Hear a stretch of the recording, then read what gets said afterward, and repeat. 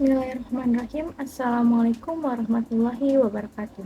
Kepada yang terhormat Bapak Dr. Otip Satibi Hidayat MPD selaku dosen pengampu mata kuliah Dasar Hukum Ilmu Ketatanegaraan. Perkenalkan, saya Afninur Arifah dengan NIM 110762108. Pada kesempatan kali ini saya akan membahas mengenai isu yang sedang beredar di dunia politik Indonesia belakangan ini, yaitu mengenai keputusan Mahkamah Konstitusi yang memperpanjang masa jabatan pimpinan KPK yang semula 4 tahun menjadi 5 tahun masa jabatan.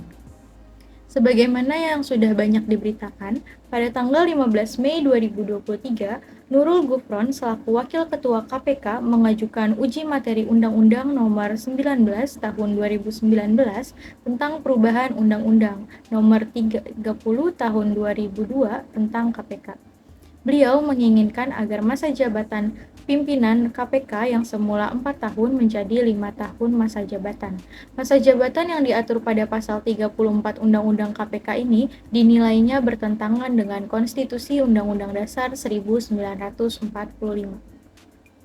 Kemudian pada akhirnya, pada tanggal 25 Mei 2023, MK mengabulkan gugatan tersebut dengan alasan supaya kedudukan pimpinan KPK lebih kuat. Dan MK juga mengatakan bahwa masa jabatan pimpinan KPK seharusnya dipersamakan dengan masa jabatan komisi dan juga lembaga independen yang lain yang termasuk ke dalam rumpun komisi dan lembaga yang memiliki konstitusional important. Menurut MK, perbedaan masa jabatan KPK dengan lembaga independen lain menyebabkan perbedaan perlakuan yang ternyata telah mencederai rasa keadilan karena telah memperlakukan berbeda terhadap hal yang seharusnya diperlakukan sama. Dengan adanya keputusan tersebut, membuat banyak asumsi publik muncul, baik dari masyarakat maupun para petinggi negara Indonesia. Karena pada dasarnya belakangan ini reputasi KPK sedang tidak baik. Banyak sekali kasus korupsi yang dilakukan oleh anggota dari Badan Komisi Pemberantasan Korupsi sendiri.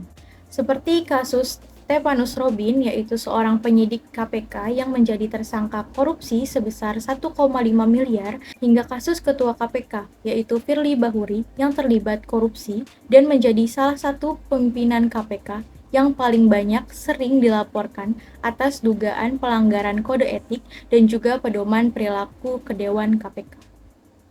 Masyarakat menilai perpanjangan masa jabatan pimpinan KPK ini memiliki banyak kejanggalan dan dilakukan untuk memenuhi kepentingan pribadi. Tidak hanya itu, banyaknya kasus korupsi yang dilakukan oleh oknum KPK pada masa jabatan ini membuat keputusan MK dinilai sebagai alat untuk menguatkan strategi pemenangan pemilu pada tahun 2024 mendatang.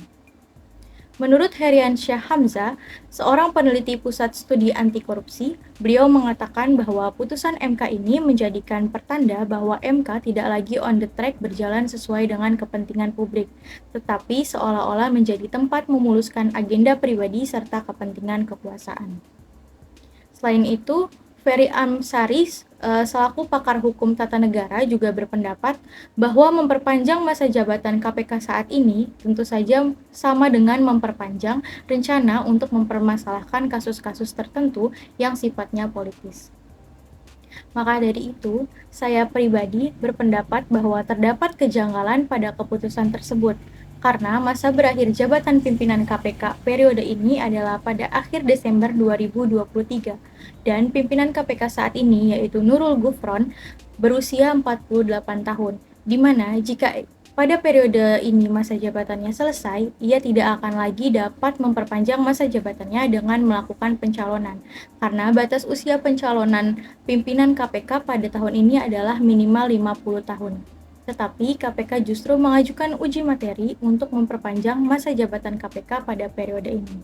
Menurut saya, hal itu dilakukan oleh para petinggi KPK demi untuk memuaskan kepentingan pribadi.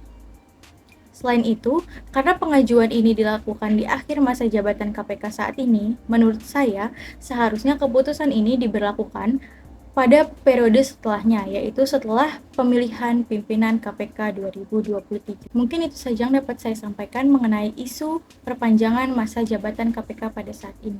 Saya berharap apapun keputusannya, semoga menjadi keputusan yang terbaik bagi seluruh rakyat di Indonesia, tidak hanya menjadi keputusan yang terbaik bagi perseorangan saja. Saya Afni Nur Arifah. Terima kasih banyak. Mohon maaf bila ada kesalahan. Wabillahi taufiq wal hidayah. Wassalamualaikum warahmatullahi wabarakatuh.